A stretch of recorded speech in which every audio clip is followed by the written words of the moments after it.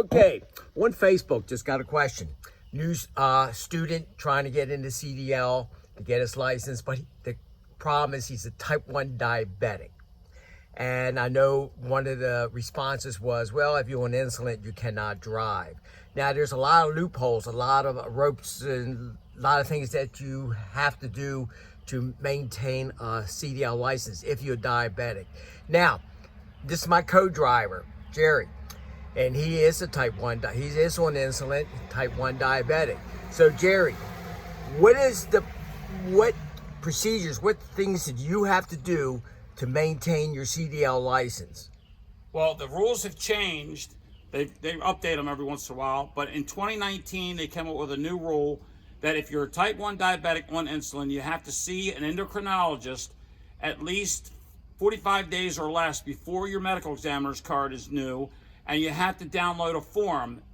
It's called the government form, motor carrier form 5870. You have to take that to your endocrinologist, and he has to fill out the 2.5 pages of that, and that has to go to the medical examiner to meet the criteria for insulin. If it meets the criteria, medical examiner can give you the card.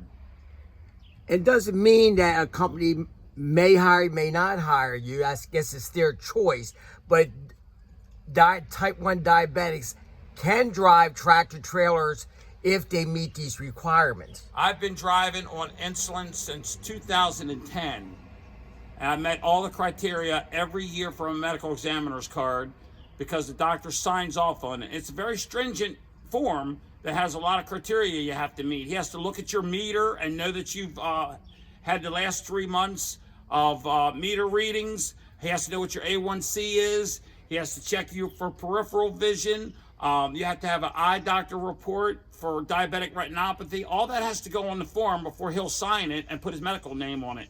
Once he does that, then the medical examiner has to accept it. So it's not easy for a type 1 diabetic, but it's doable. And also, a lot of diabetics who have a Class A license are probably more mind conscious. They're conscious about their health, taking care of what goes into their bodies, how to eat, and etc. So you agree with that? You are correct, because being a driver and having to meet these standards makes me a better diabetic, because I know I have to keep my A1C under control, and I know I have to have my eyes checked at least every 6 months. And I know if my A1C is not under control, then I'm going to have a bad eye report. That's what keeps me in better health for my diabetes, knowing I need this to drive. Well, thank you for your time. I appreciate it, Jerry. No problem.